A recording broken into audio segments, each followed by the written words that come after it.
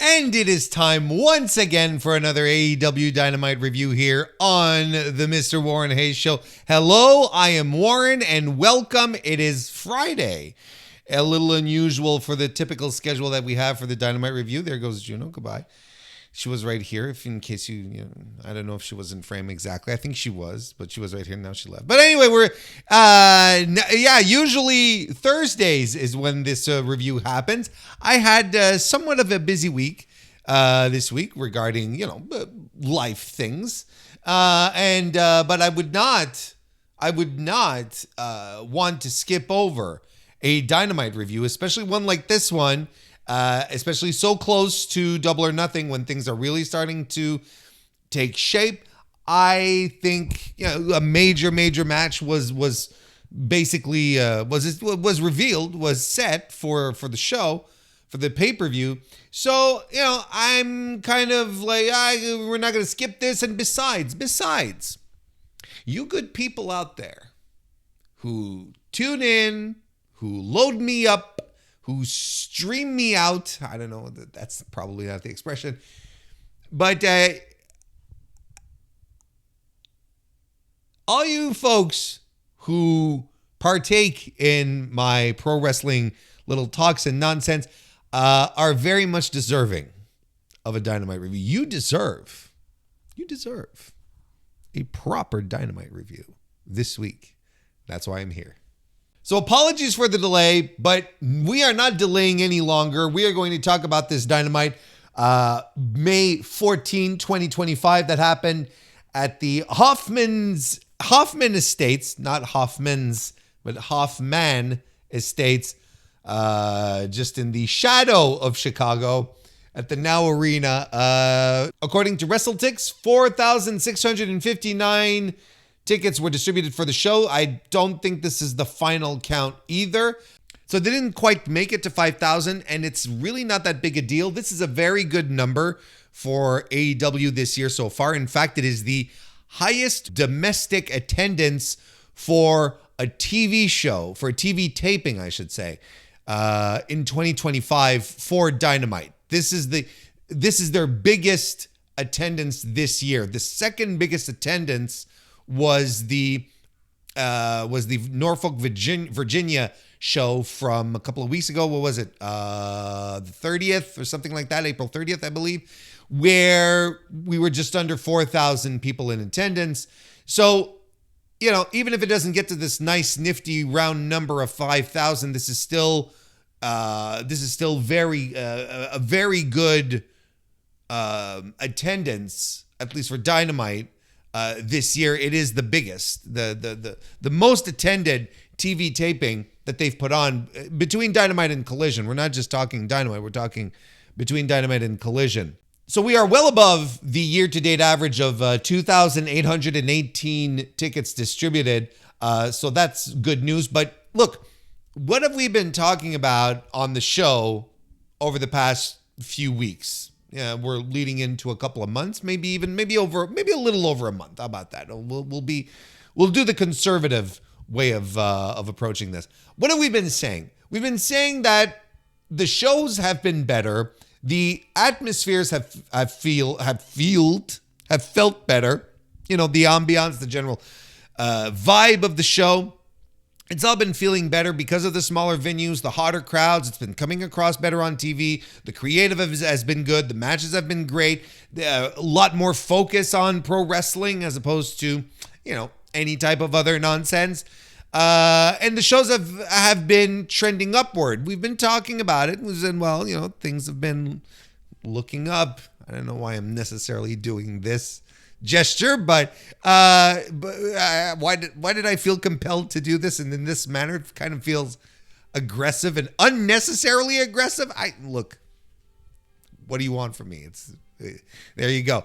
But we have been saying that. So necessarily, eventually, if your product feels better, well, you're going to start seeing a little more.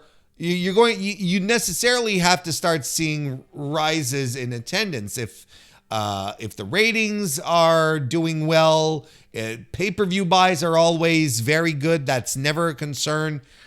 So, eventually it has to trickle down somewhere. If your overall product is getting better and performing better, well, and don't forget the 500,000 people weekly who watch Dynamite on stream. Eventually you're going to have more people showing up at your shows, and I think this is a good indicator of that. The last couple of times that they've been to Chicago weren't exactly tearing the house down, or they weren't exactly hanging from the rafters, should probably be the better expression. Not that they were here either, but nonetheless here a better showing. Now, does this mean that suddenly I'm saying that AEW's fortunes have completely flipped and now we're going back to filling out the United Center and the UBS Arena? No, that's not what I'm saying. I am not saying that at all. What I am saying is that this is a good indication that, the trend is pointing upward. I'm absolutely not saying that this is some turning point and that everything is suddenly better across the board. No, you look at the upcoming shows, they're still selling per usual, but you have to note when things do look better, this might be a turnaround. This might be a moment where from this point on, things become clearly better. I don't know. We'll see as the weeks move on. We always talk about it here on the review, so we'll keep an eye on it, of course. But, this has to be perceived as a success. Nonetheless, this has to feel good. And I think it feels good overall. I think, like we said, I think the fans feel better about it. AEW fans going to the venues and not sitting in, quarter-filled arenas. Well, now that feels better. The shows feel more energetic. And the wrestlers also feel like they're more into it as well. Except maybe for this week's Dynamite. Or at least maybe not everyone. I felt everyone had an off night. Or most everyone had an off night. A lot of people had an off night. There we go. We'll do that instead. I don't think everyone was on the card was had an off night, but I also do think that there are elements that under-delivered here on this show. A show that I thought was weird and overall I think was a misstep throughout this series of great Dynamites and collisions that we've been having for weeks now. This Dynamite felt like a misstep. And I'm not going to say it was a disaster, because it wasn't. It just really was not as great as previous weeks of Dynamite that we've been getting. I felt the energy was a little off. I thought there were segments here that were just messy to the point of them being distracting and not really good. I think that overall the in-ring work was, there's one match that I think was really the work was really particularly good, but the rest was sort of there. But then there's some stuff that I really enjoyed. It's a weird show, but it's one that it didn't end with me feeling as satiated as, the past couple of months, where I've been excitedly tuning in again, sort of getting into the groove of Dynamite again. This clearly, left me a little hungry. I wasn't exactly satiated, satisfied. I didn't get my fill, is what I'm saying. I thought it was a little off. Not a great Dynamite, not a bad one. Hey, look, let's get through it. We'll get right into chatting about all the happenings, starting off with Hangman Adam Page and Will Ospreay coexisting to defeat Konosuke Takeshita and Josh Alexander. I don't think there's any question that this was the match of the show. I enjoyed it tremendously. Was this perhaps the best can they coexist match in the history of the very exhausted, tired pro wrestling trope. Yes, I have to say so. I don't remember anyone putting on a match that has the potential for me to remember. And I will remember this match essentially because of the super fucking cool finish. Okay, we'll get to that in a second. Well worked, like as usual, from three of my favorite pro wrestlers in the ring. You've got, Hangman Page, Will Ospreay, and Konosuke Takeshita. And then you got Josh Alexander, who's no slouching in about himself. And what do you get? Well, you get a nice, hard-hitting, fast-paced match with guys who are just ready to go, who have a big story to deliver in Hangman and Ospreay. What I liked about this match, because they did the teasing, they did there were moments where Hangman and Ospreay got into each other's way. Ospreay at some point came this close to landing a hidden blade on Adam Page's mustache. And all these moments are supposed to make you think, oh, well, they're going to turn on each other, but they really didn't. They ended up working together really quick. So the interesting twist that I saw here was that, these guys are rivals right now, but not because they hate each other, because of circumstances, because of where their careers are at. In another environment, in another scenario, these dudes could be pals. They could be a tag team, and they would be terrific.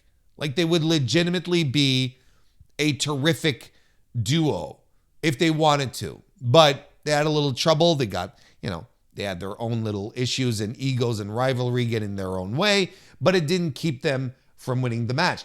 It didn't keep Hangman Page from destroying Will Ospreay's face with a headbutt, I guess, that was delivered because Konosuke Takeshita landed a jumping knee strike to the back of Hangman's head in an exceptional photo. You could probably find it on my Blue Sky account because I did a meme out of it. But, there's someone who took a picture at the exact precise moment of contact, and Will's face is completely mushed.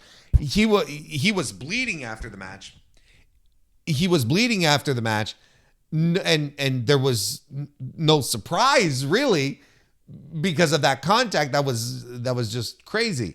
But this was good. This was very good.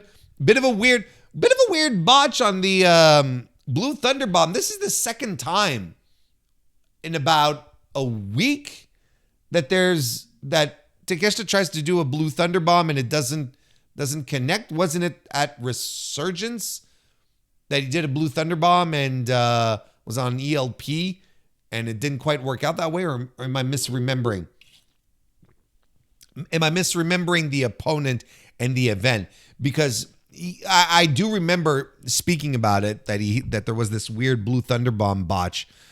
And here we go again. Anyway, just pointing that out there. And the super cool finish. This very high octane physical match led to a combination buckshot lariat hidden blade on Josh Alexander, which was absolutely like pinpoint phenomenal. Like just a great fucking finish, a brutal ass finish. It was so brutal that Alexander's headgear flew off his head. That's how fantastic this final visual was, where I was like, holy shit, this man is dead. Like, you absolutely bought right now that these two devastating finishers coming together will end a man. It was fantastic. I fucking loved the finish. It was terrific. This was a really good match. I gave it 3.5 stars. I thought it was a blast. It was a lot of fun. It advanced the story, and I really do think that this is probably the best can they coexist trope, can they coexist match trope that I've seen, that I remember. And I will remember this match because of the finish. The finish was just fucking awesome. We're not done though, because after the match, we're not done though, because after the match, Takeshita attacks Ospreay, and Alexander comes back to life and joins in the beatdown. Paige gets back into it as Ospreay is hidden as Ospreay is fighting back, hits a hidden blade and a dragon suplex, but he accidentally elbows Paige, and they sort of square off. They sort of step up to each other. That was not cool. So, we're finishing with a victory, but we're still at odds. We're still rivals because this is where we are in our career. I enjoyed this. I thought this was a lot of fun. Top Flight are backstage, and they give an interview with I think they're with Alicia Atut, if I'm not mistaken, against basically saying MJF sucks for interfering in our business. And speaking of business, we're going to fight the Hurt Syndicate tonight, and they're looking past us. And, Dustin Rhodes and Sammy Guevara then show up and basically in support of the Martins, even saying, hey, why don't you come around Ring of Honor or whatever, okay, whatever. Why don't we do the whole MJF? Because this will all lead into the MJF stuff, and why don't we do all of this? All of the Hurt Syndicate affiliated things. We'll get all of that out of the way right now, and we'll come back to the regular order of the review. In the order of the show is what I mean. So, a little later on, MJF is backstage, and he's very much looking forward to joining the Hurt Syndicate, but he's I don't think he's super confident. And then the Hurt Syndicate show up. And they say, after the match, you need to come join us in the ring. You are going to get what you deserve, right?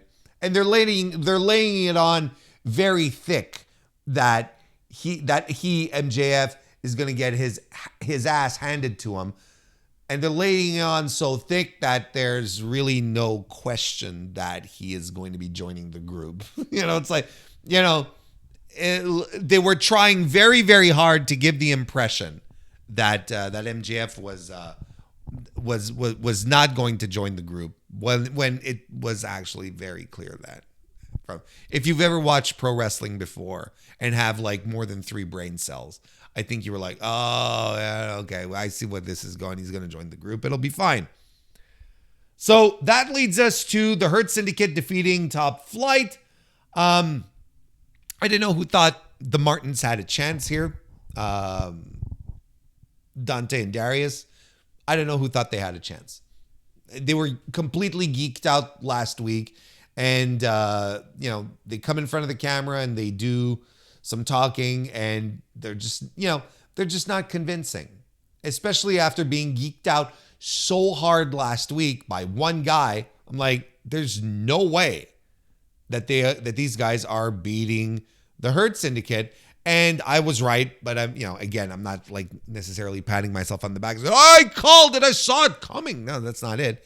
It's more like, well, it was pretty obvious, and they lost in fairly short order, just kind of like an extended squash kind of thing, where it's not a squash, where they get a bit of offense in, but really not enough. And, the other guys just stay completely in control anyway. This is not necessarily the biggest thing. This led to a terrible post-match segment. I thought was, as the kids like to say, the shits. After the match, Dustin and Sammy come out, and they have the Ring of Honor tag team titles, and I guess Dustin has one of his trios titles that he has with the Von Erich boys, right? And he comes out essentially, and they come out to essentially confront the Hurt Syndicate, saying, well, you guys wanted competition. We're a tag team and we're champions and whatnot. And basically lay down a challenge. Then, as that's happening, Crew come out. We're talking Action Andretti and Leo Rush. And they lay down a challenge for the titles. And Lio Rush just slightly refers to he and Bobby Lashley's past. He didn't break out into Lashley chants. He didn't do that. Nor did Bobby Lashley show us his glutes. Because only one man thought that was funny. Well, the Lashley thing ended up being funny by force of repetition. But Bobby Lashley bending over to, going full goatsy on us. Not super. I never thought that was particularly funny. Was it weird? Yeah. Was that a little grotesque? Mm-hmm. Yeah. Funny? So Crew is there. Like I said, they're demanding a title shot, and MVP says, well, why don't you guys go and figure it out? Have yourselves a match on Collision, and the winner of that match will come face us at the pay-per-view. I'm like, okay. But like this entire segment, I thought it was really bad. I thought it was really bad. It didn't flow very well. Everyone felt uncomfortable. No one was speaking with any, nothing came across as genuine, or convincing at the very least. Maybe forget genuine, but convincing. No one convinced me that they were setting themselves up to be the next tag team champions. Not Dustin and Sammy. And Sammy's standing next to Dustin, just like, in his suit, with a grin, doing one of just nodding. I'm like, get into it, brother. You have been off AEW main television for what, like a year now? Or we're getting close to it. I wouldn't just be standing around there like a goof. You just happy to be there, brother? Is that the thing? Dustin is hit and miss sometimes. This didn't connect. It didn't land. No one was excited. This wasn't getting the crowd excited. The promos were, and it's the same thing with Lio Rush and Action Andretti. They were kind of soft as well. Action Andretti ain't exactly, the greatest mic worker on earth. He's not going to set the world on fire. Lio Rush is better. But again, like nothing connected. And it, MVP was sort of like, well, you guys go figure it out. And I'm like, It all felt like things were piling on top of each other. Didn't quite have the energy or the vibe for it to come across as something really, really interesting. Just felt very bland.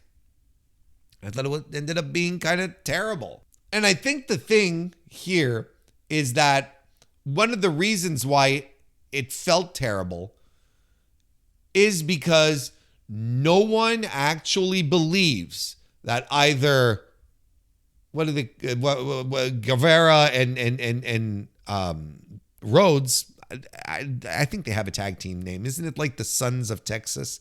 Or is that the thing with the Sons of Texas is the thing with the Von Erichs, right? Look, it doesn't matter. Why do I do this to myself? No one buys that these guys are going to beat the Hurt Syndicate. And ultimately, that's the issue here. No one believes that Dustin and Sammy are going to beat them. No one believes the Crew is going to beat them either. It all feels slapdash. It felt slapdash, felt low energy. The focus is on the MJF thing, which came to add on an extra layer after that. It's like, it's all too much. Essentially, it's all too much. If these were contenders, if these were people that we actually thought had a chance, then maybe the audience would get excited.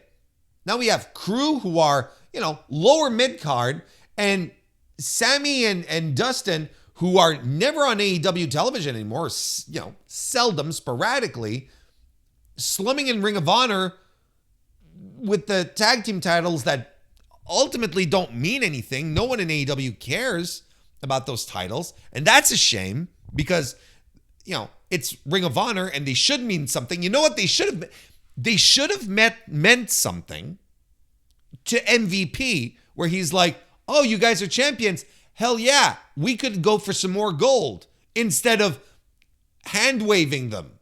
You're like, oh, like that would have been nice.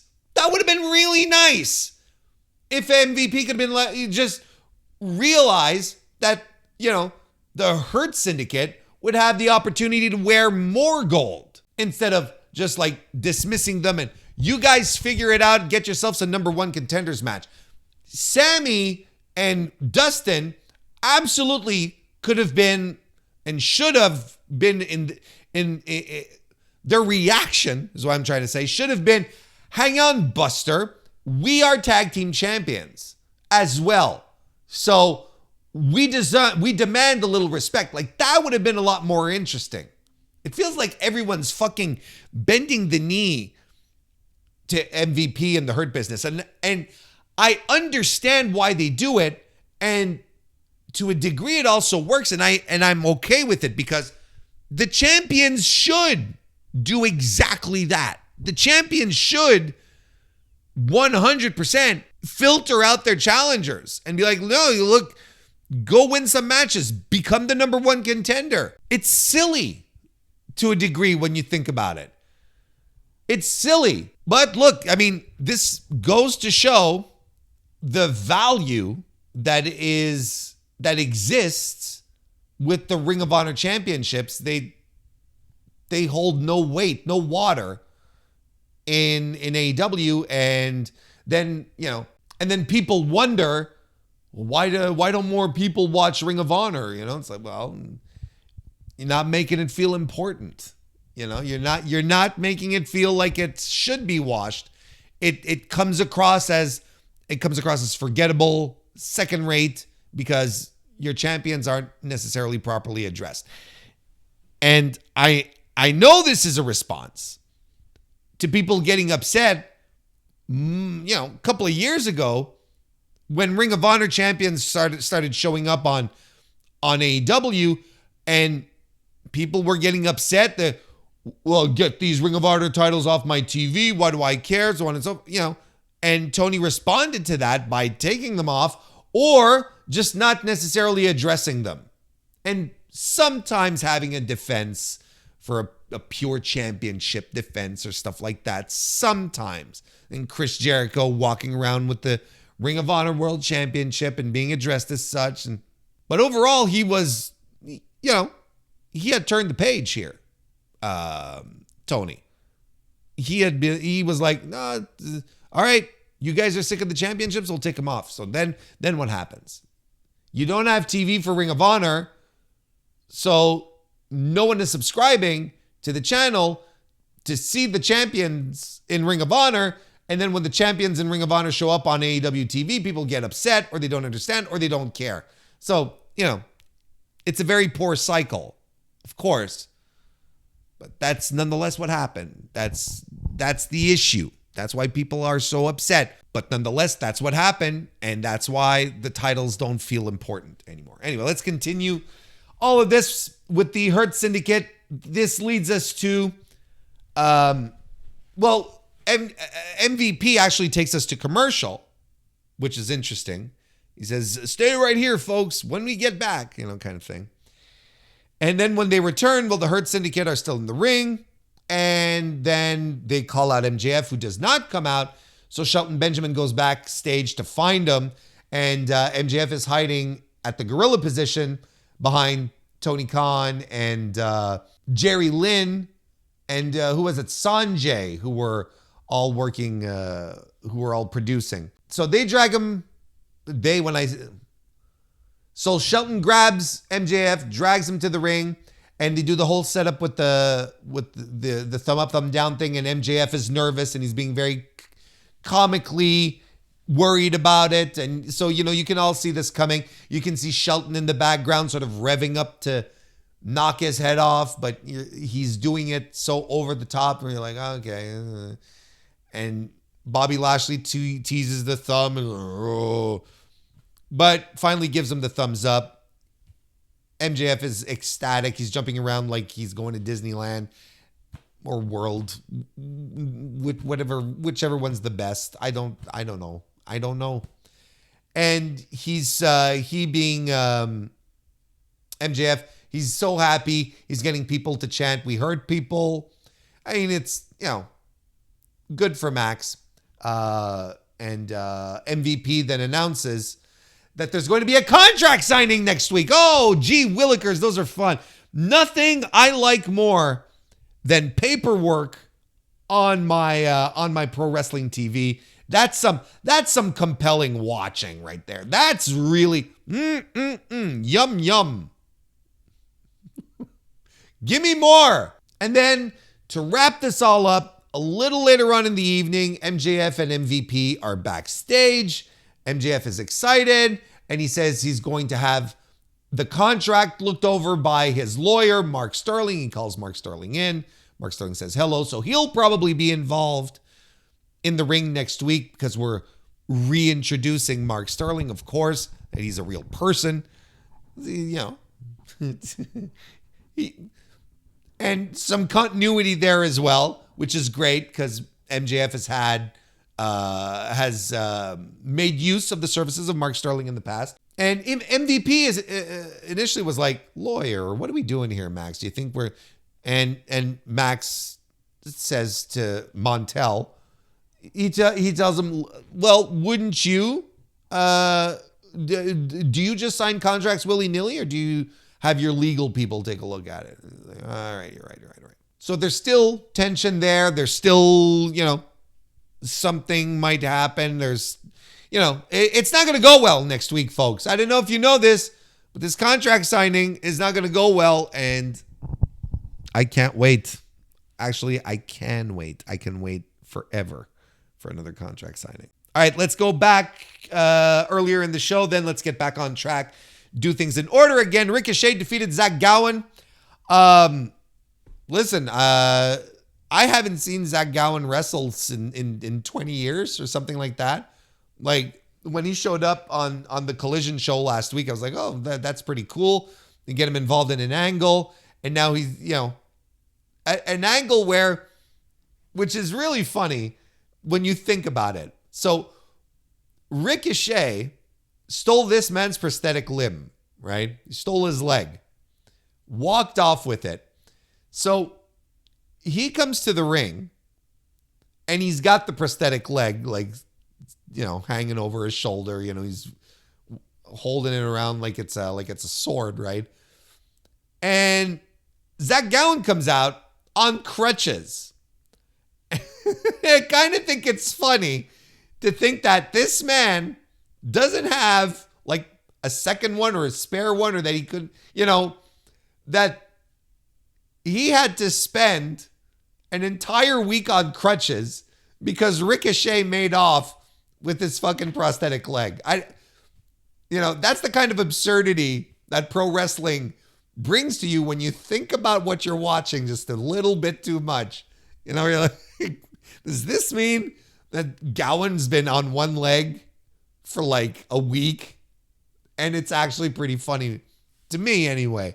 Yeah, this was good. Good little match. I gave it 3 stars. Ricochet was perfect in this spot to just be an antagonistic son of a bitch, right? Just a bully. That was what he did. That was what he was there to do. I remember how, I had forgotten, I should say, how wild it is to see Zach Gowen wrestle. It's wild to see. And he works to his disadvantages, and even has Ricochet fleeing him at first because he's on the ground and he's trying to get Ricochet down, and Ricochet doesn't know how to react, so he hits the bricks. Gowen does a dive to the floor, which was pretty cool, and then hops right back up, lands on his foot. I have 2 feet and I couldn't do that. So he stands. He does his dive and he's right on his foot. So that was tremendous. But, it is what it is. It's an okay little match. And Ricochet at some point feels he has to pull out the scissors to try and win this. But the referee takes him off of him. So Gowen sees the opportunity, grabs his prosthetic leg, and swings it at Ricochet. Covers him. Referee comes back. And, of course, Ricochet kicks out. Gowen goes for his one-legged moonsault, which is still, to this day, it's something that defies everything I know about the laws of physics and, how gravity works. But he wipes out. Ricochet's out of the way, lands the Spirit Gun for the win. No, I mean, Ricochet landed the Vertigo, the 450 splash, couldn't put him away. It's not as if Gowen was treated like a geek here. 3 stars. After the match, Ricochet continues to attack Zach Gowen, which leads to Mark Briscoe coming in for the save. They had established on commentary that the Briscoes and Zach Gowen had wrestled against each other in the past or with each other. I don't quite remember. And like I said, I haven't seen the guy wrestle in 20 years, so there's blind spots. I got lots of Zach Gowen blind spots. So, and on top of that, Mark has been having issues with Ricochet. So, on and off. And on top of that, Mark and Ricochet have a little rivalry right now. So, he comes in for the save. Ricochet takes a powder. And then later, Mark Briscoe, not in the show, but later on social media, I guess, or on Collision. I don't know when it's been announced, so it didn't happen on Collision. But look, he challenged Ricochet to a stretcher match for Double or Nothing, which I believe would be AEW's first stretcher match stipulation. So that'll be very interesting. Then we had the whole MJF Hurt Syndicate stuff. Leads us to Mina Shirakawa defeating Toni Storm, Azumi, and the returning Skye Blue in an eliminator match, a women's world title eliminator match. This match, in fact, before the match started, Mina comes out and she has new music. She has a new tune, and boys, like, she's just going for it. Like, she is completely into her new song. She's doing her dance. Meanwhile, Twitter erupts. Everyone is just shitting on the theme. What does Tony Khan do? Well, at the end of the match, instead of playing the new song, he has Mina's old theme, like with the accordion or whatever. He has that play instead at the end. And he's actually responding to people, he being Tony Khan, he was actually responding to people online who were saying, we need the old Mina theme back. And he's like, yep, I've already switched it back. And he responded to a couple of people like that. He's like, yep, nope, that's fine. I changed it. Bullying works, folks. I don't have an opinion. I didn't think the theme was all that great, the new song, but definitely not to the point where I'm like, I feel like I have to go scream about it on social media. I was like, oh, this is weird. And I sort of chalked it up to, it's weird because I'm so used to hearing Mina's regular theme with the, I guess it's accordion, that I'm sort of, taken aback at this one here. I'm like, oh, this is a little weird. This wasn't expecting that. So, it didn't bother me all that much. What I thought was a little more egregious was Azumi coming out, and her video wall was her old Queen's Quest gimmick, logo, and presentation. It was all Queen's Quest, a stable in Stardom of which Azumi is no longer a part of. She's in the Neo Genesis unit now, but a stable that is no longer in existence in Stardom either. I was like, wait, Queen's Quest? They wrapped that shit up last year when Julia hit the bricks. It's like, no, this is done. What are we doing here? So I thought this, I thought this was kind of a low energy type of match. Look, Skye Blue was returned. I think she's got a lot of ring rust to wash off yet. I didn't think she looked particularly good. Sort of, her finisher sort of looking a little goofy. Not a lot really connected here. Azumi is typically better than this, but I don't know, like everything felt a little stunted.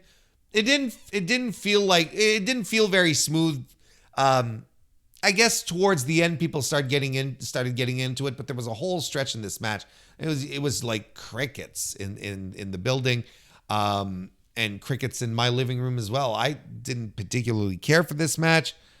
I thought it was a little sloppy. I didn't think everyone was bringing their A game. But look, Mina wins by reversing the big package and pinning Toni Storm to secure a championship shot, because this was an eliminator. I guess the two others are eliminated for now, Azumi and Skye Blue. And that immediately set up a match between Shirakawa and Storm at Double or Nothing. So there you go. Card is continuing to fill out. After the match, Mercedes Moné attacks Azumi as she's being walked back. Of course, Azumi, the reason for this is because Azumi won the New Japan Strong Women's Championship off of Moné at Resurgence this Friday. So she was like, it's my title, you stole it. And that drew out Jamie Hayter to come for the save, and Moné hit the bricks. So continuing to establish that little feud. I mean, look, I may have issues with a lot of things on the show, or feeling that there's things aren't necessarily good. Like, I didn't think this match was very good. This post match was interesting. They're continuing to build the stories into Double or Nothing. They're doing a good job at all of that. I'm hoping next week, like, Jamie Hayter gets a big spot or something in which we can get a big, like, closing angle to move forward. But it's nonetheless a match I'm looking forward to, the Jamie Hayter Toni Storm thing. They take a minute to memorialize the Sabu, and Taz gives a heartfelt eulogy for his friend, his shoot friend, but his his kayfabe rival, and took off his glasses. He was getting all choked up and teary-eyed. That's the thing when you have a guy like Taz, who is usually so, like, whose public presentation is very gruff, a guy that you feel everything just bounces off of, that never gets affected by anything, that doesn't have any, isn't in touch with his feelings, I guess. When he starts talking about his friend like he did there and starts absolutely choking up, tearing up, it hits you in a different way, right? Then you're like, oh, okay. We just saw something very genuine and very from the heart, and that made it all the more special. And I think it was a nice way to underscore Sabu's passing in AEW. That was lovely. And then everyone on commentary, Excalibur, Ian Riccoboni, and Taz, they all did the Sabu point to the sky. And just a nice little moment. Then we had the MJF backstage interview, which leads us to Tony Schiavone and Nigel McGuinness being in the ring.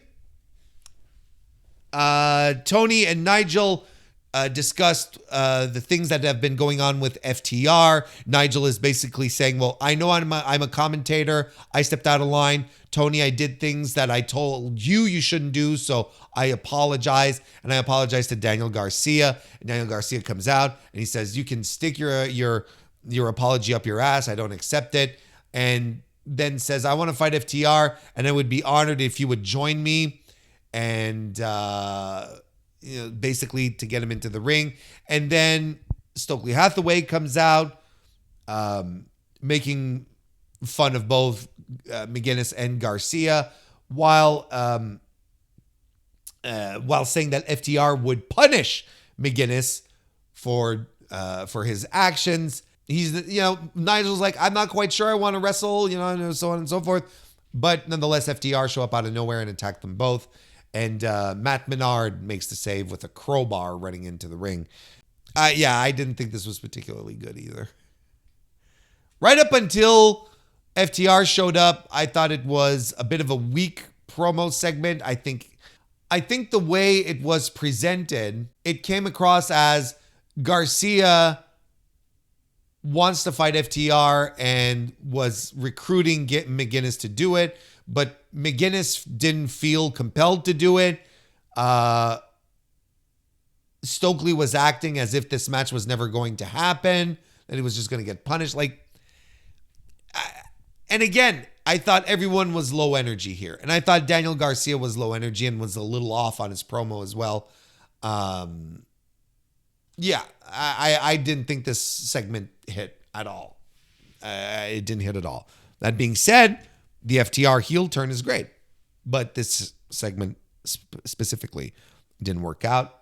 And finally, we get the main event. Jon Moxley defeated Samoa Joe. Look, I thought the cage match was good. I enjoyed it. You know, people are, oh, it's so very mid. These guys were beating the shit out of each other. I don't know if we watched the same match. Another Jon Moxley dud. These dudes were fucking bleeding all over the place. Mox had a gusher, and they were working. They worked a perfect pace and level of energy for a TV main event that was inside a cage where the cage felt dangerous, where, you know, there was blood. And I enjoyed it. Like, I'm not sitting here and I'm not slapping 4.5 stars on it. You know, it's maybe, look, it's a nice 3.25, 3.5 star match, right? I enjoyed it. I thought it was good. I thought it was quite good. Moxley retains. Okay, first of all, before we get to the finish, last week when I was prepping myself mentally for this match, where I was like, oh God, this is not going to finish without people getting into the ring, right? Because this is the new trope in pro wrestling. Cage matches never keep anyone out. Everyone gets in, you know, they're going to climb over the cage, or someone's going to have bolt cutters, and there's going to be nonsense. So this idea of keeping people out is not going to work. I was proven wrong. Delightfully proven wrong. I was quite happy, in fact. And I like the idea that the Death Riders came to the ring to start, you know, and you're like, this is no good. But then the Ops came out as well. And that I thought was tremendous. Now, this will also allow me to... Is that annoying? Apologize for that. This will also lead to this point here. Some of the most important story bumps for this match happened during the commercial. And that sucks. And I think this is one of the reasons why a lot of people ultimately got turned off and dud, you know. Mox and Joe bladed during the commercial. It's like, okay. And the teams showed up, the supporting cast showed up during the commercial as well. So we didn't get, you know, the brutal moment where these guys got busted open. We didn't see it.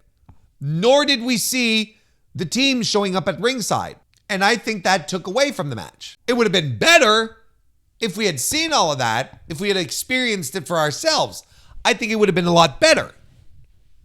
I put the blame on production for having to run their last commercial at that moment, and I don't know, not coordinating properly. I didn't know exactly what the issue was, but that, you know, I think that kind of stunk. But outside of that, climbing the cage to try and get in at some point during the match.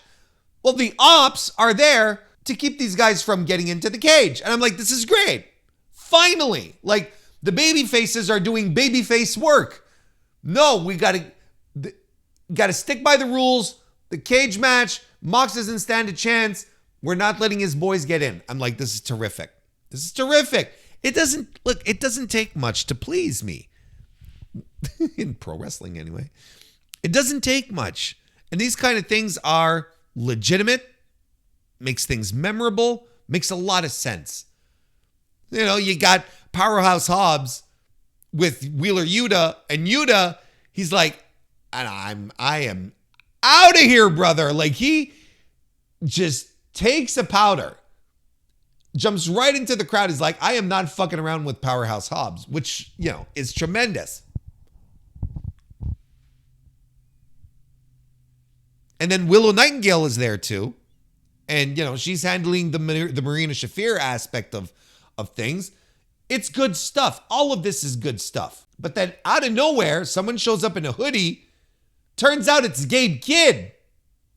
New Japan's Gabe Kidd shows up and he grabs the briefcase from Marina and tosses it to Mox, but opens up the door. The door, it has a big chain and padlock, but you can still open it a little bit to slide something in. So he uses the briefcase and clocks Joe over the head to get the victory, which is fine. And I was stunned to see Gabe Kidd showing up there and apparently having some kind of alliance with the Death Riders, who also have an alliance with the Young Bucks, because, and the reason I'm surprised is because at Resurgence, Gabe Kidd was fighting on the War Dogs, in a War Dogs team against the Young Bucks and the Good Brothers, and he was calling the Young Bucks old and decrepit, please retire, etc., etc. Now they're all going to be on the same side. But look, that's interpromotional stuff. What do you want from me? I don't know what to do. I don't know, I know they are partners. They could, maybe this will all make sense next week when it's all explained to us. There are a lot of people making, and there are some people who are making some noise about, Gabe Kidd showing up and, saying, oh, here we go once again. It's another soft jump from New Japan to AEW. Oh, New Japan is losing another big star, so on and so forth. Whereas, as it stands right now, all right, here are my thoughts on this. There's two things. First of all, look, the guy was in town. He came to the U.S. to do the Resurgence show. It's the Best of Super Juniors tournament that's going on right now. So he is not needed in Japan. So he sticks around in the U.S. He's got connections. He knows people in AEW. And, Tony Khan is like, hey, I need another man for this match we're doing on the pay-per-view. Gabe, do you want this shot? And Gabe says, yeah, bruv, I'll take it. And so, it all sort of comes together where he's like, okay, I'll come in and do the spot. Clearly to replace Pac, who will not be healed on time for Anarchy in the Arena. So he's subbing for Pac in this particular scenario, which is fine, which is absolutely fine. I don't know what the big deal is from a guy from another company coming in and doing a one shot. But I also understand that New Japan fans have a lot of, like the really hardcore ones, have a lot of PTSD over still in regards to Kazuchika Okada and Will Ospreay leaving the company like instantaneously, immediately, like within minutes of each other, basically. So I know they're, New Japan fans are a little upset about that. And this idea of Gabe setting himself up for a soft jump, not unlike how Will Ospreay was handled. I mean, maybe you can't rule anything out. I just see this as a one shot. But let's say he is setting up a soft jump for himself. What would you do in this circumstance? I ask all of you, what would you do in this circumstance? Okay, if you were Gabe Kidd and you were thinking, do I stick with New Japan or do I go to AEW? And you have both contracts in front of you, okay? And one contract has you making more money for less dates, and the other contract has you making less money for more dates. Which one do you think you would pick? And whose issue is that? Whose problem is that ultimately? It's not Gabe Kidd's, because he has the power to choose. It's not AEW's fault if they have the capacity to do so and to entice talent to come over because they have the monetary power to do so. Well, they're going to do it. I don't know if you heard. There is currently in North America a talent war going on right now. I don't know if you've heard. So whatever opportunities that AEW can grab onto to attract new talent, it's their prerogative to do it. Why wouldn't they do it? I think it's more New Japan's problem and Bushiroad if they don't have the money to or offer up the conditions that will allow their top talent to stay. It's not the talent's fault. It's not AEW's fault. It's New Japan who can't compete, and I don't blame them. You can't blame New Japan for not being able to compete with AEW with the Khan's money. Like I can't blame them. I kind of feel bad, don't get me wrong. But at the same time, that's just how the market goes. They're like, what are you supposed to do here? Anyway, those are my thoughts on it. We might be overreacting here. Everyone, not everyone, but the New Japan hardcores are all convinced that Gabe Kidd is jumping. If I'm Gabe Kidd, personally, I'm taking the hit and I go back to New Japan for a couple of years. Raise my stock even more. But, we'll see what happens. After the match, the Bucks show up and they have this enormous, I thought it was a satellite phone that they had at first, but what it was is the controls to the cage on the rigging to lift it and lower it. So they come into the ring and they press on the thing, on the gimmick, to bring the cage back down. So the Death Riders and Gabe Kidd and the Young Bucks can beat up on all the baby faces that were there, which only leads to Swerve Strickland to come out and do a swerve stomp off the top of the cage onto the masses, which immediately forces or incites the Bucks to lift the cage back up. Like there's 6 of them and there's one guy and they're afraid of the one guy, or 7 of them or whatever. And this one guy scares them all off. I'm like, okay, this is kind of weird, but I get it. I like this angle though. I liked it. It ends with Swerve Strickland calling for anarchy in the arena at Double or Nothing, which of course we saw coming here on the Mr. Warren Hayes show for weeks at this point. So it all seems like it's going to be Moxley, Claudio, Yuta, Gabe Kidd, the Jacksons, and Marina Shafir, right? That's 8 people, as far as I understand, versus Swerve's team. Oh, Kenny Omega also came for the save here. I forgot to mention. Big reaction, of course, for Kenny. People were excited to see Kenny. So the AEW team would be Swerve, Kenny, Joe, Powerhouse Hobbs. I don't know, is Shibata okay? They also said Willow was going to be in it because Swerve did say the ladies are going to be in it too, which I think is pretty awesome. I feel like there's a man missing unless Hook is ready to come back. We get, the Ops back at full power. I guess this will all be confirmed and clarified by next week, or maybe even next Wednesday. It'll all come together. I would have figured maybe, you can always throw Mark Briscoe in there, and that's always awesome. But no, I think we're going to be fine. I like the angle. I mean, this. Look, I thought the show started strong, finished strong. The sandwich in between wasn't all that compelling. I thought it was very iffy, bad at times. Not exactly a great show, but not one that I'm ready to bury 10 feet under the earth.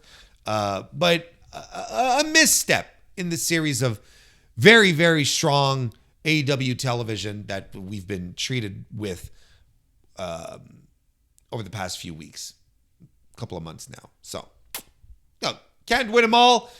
We'll be back next week, though, for another review of AEW Dynamite, the go-home show to Double or Nothing.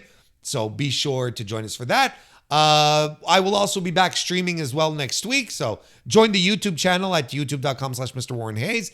Find me on Blue Sky at MrWarrenHayes.show and come give me all your opinions and stuff. And yeah, we'll also be back for the Mr. Warren Hayes Show proper next Wednesday. In the meantime, thank you everyone for watching. Go watch some Randy Orton and get back to me. And I'll see you next time.